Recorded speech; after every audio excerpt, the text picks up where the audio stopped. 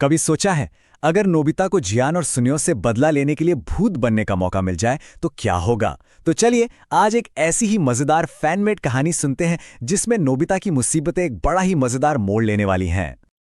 और हमारी कहानी की शुरुआत होती है नोबिता के इसी जाने पहचाने दुखड़े से। सामने होमवर्क का पहाड़ और दिमाग एकदम खाली। अरे भाई, हम सब ने कभी ना कभी ऐसा महसूस तो किया ही है ना? बस यही सोच सोचकर नोबिता परेशान हो रहा था। तो कहानी का पहला हिस्सा है नोबिता की मुसीबत। जैसा कि हम सब जानते हैं, नोबिता की जिंदगी में परेशानियां तो आती जाती रहती हैं, लेकिन इस बार मामला सिर्फ होमवर्क से कहीं ज्यादा बिगड़ने वाला था। नोबिता बेचारा पहले से ही होमवर्क के बोझ तले दबा हुआ था कि तभी एंट्री होती है जियान और सुनियो की, अपनी पूरी शैतानी के साथ। जियान ने हमेशा की तरह अपनी ताकत दिखाई और सुनियो ने अपनी अकड़, और बस दोनों ने मिलकर नोबिता की किताब छीन ली। और इतना ही नहीं, बिना कुछ सोचे समझे किताब को खिड़की से सीधा बाहर पानी में फेंक दिया। अपनी किताब को पानी में तैरता देख बेचारे नोबिता का तो दिल ही बैठ गया। उसके मन में बस एक ही डर था कि अब टीचर की डांट से उसे कोई नहीं बचा सकता। और ठीक इसी निराशा के पल में हमेशा की तरह एक नीले रंग की उम्मीद दरवाजे से अंदर आती है। दूसरा हिस्सा, डोरेमोन का जादुई गैजेट। और जब भी नोबिता किसी बड़ी मुसीबत में होता है तो कौन आता है? बिल्कुल सही, हमारा प्यारा डोरेमोन। और इस बार उसके पास एक ऐसा गैजेट है जो नोबिता की इस प्रॉब्लम को एक मजेदार एडवेंचर में बदलने वाला है। डोरेमोन अपनी जेब से एक बहुत ही अनोखा गैजेट निकालता है, भूत बनाने वाला स्प्रे। लेकिन रुकिए, ये कोई डरावना गैजेट बिल्कुल नहीं है। इसकी खासियत यह है कि ये जिसे भी लगता है उसे एक मजेदार, मतलब एक कॉमिकल भूत बना देता है। डर नहीं, सिर्फ कॉमेडी।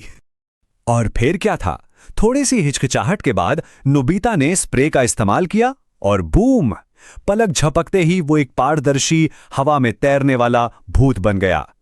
लेकिन जैसा डोरेमोन ने कहा था, ये कोई डरावना भूत नहीं बल्कि एक हंसाने वाला कॉमेडी भूत था जो बदला लेने के लिए अब पूरी तरह से तैयार था। तीसरा हिस्सा, भूत बन के बदला। अच्छा, अब जब नोबिता के पास ये नई सुपर पावर आ गई है तो वो सबसे पहले क्या करेगा? बिल्कुल सही, मिशन जियान और सुनियो से बदला अब शुरू होता है। नोबिता का बदला लेने का प्लान एकदम सीधा साधा है। पहला टारगेट, जियान के बेसुरा गाने को हमेशा के लिए बंद करवाना। और दूसरा टारगेट, सुनियो को उसकी हंसी का मजा चखाना, वो भी एक छोटे से बिजली के झटके के साथ। जियान अपनी पूरी बेसुरी आवाज में गा रहा होता है, मेरा गला है बहुत सुरीला, कि तभी हवा में से एक डरावनी आवाज आती है, चुप। जियान की तो हालत ही खराब हो जाती है और वो डर के मारे कांपने लगता है। पहला निशाना कामयाब। जियान को डरा हुआ देखकर सुनियो पेट पकड़कर हंसने लगता है। बस भूत नोबिता को और गुस्सा आ जाता है।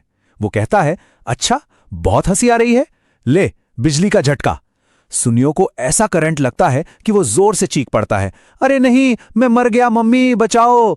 दूसरा निशाना भी एकदम सटीक।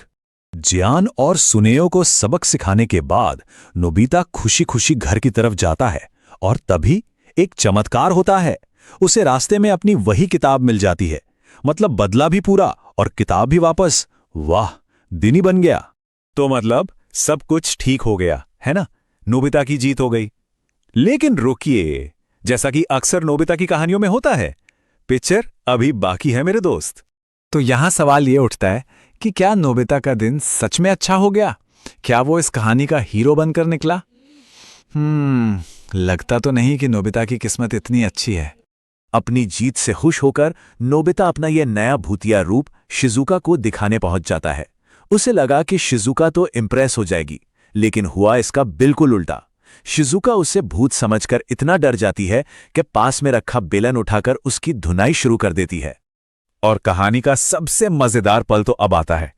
ठीक उसी समय जब शिजुका बेलन से उसकी पिटाई कर रही होती है, स्प्रे का असर खत्म हो जाता है। अब बेचारा नोबिता अपने असली रूप में है, पिट रहा है और उसे समझ ही नहीं आ रहा कि वो कैसे बताए कि ये सब तो बस एक मजाक था। खासकर तब जब दोस्त के हाथ में बेलन हो। ये हमें ये भी सोचने पर मजबूर करता है कि क्या डोरेमोन के गैजेट्स वाकई में समस्याओं को सुलझाते हैं या फिर उन्हें और भी मजेदार और मुश्किल बना देते हैं। सोचने वाली बात है ना?